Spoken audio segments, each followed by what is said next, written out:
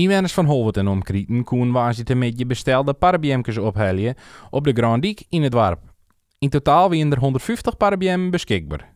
Een mooie actie. Het zijn dus inderdaad al biemkes. Ik hier een hele grote stapel verwachten met bij mooie lietse parabiemkes. Inderdaad 150 stuks. En nou, ze zijn nog net al even zijn.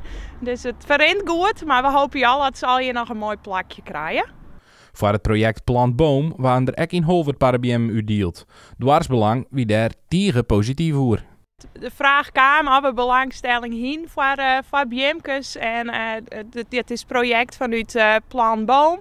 Het doel is om 10 miljoen biem over heel Nederland te verspreiden. En je helpt daarmee natuurlijk een stukje de natuur. Het is goed voor de CO2. Dus alleen nog maar mooi dat we daarin helpen kunnen. En mochten nou net alle parabiemmen oprijden, dan binnen er nog wel wat opties. Zodat de biem net afvierd hoeven te worden.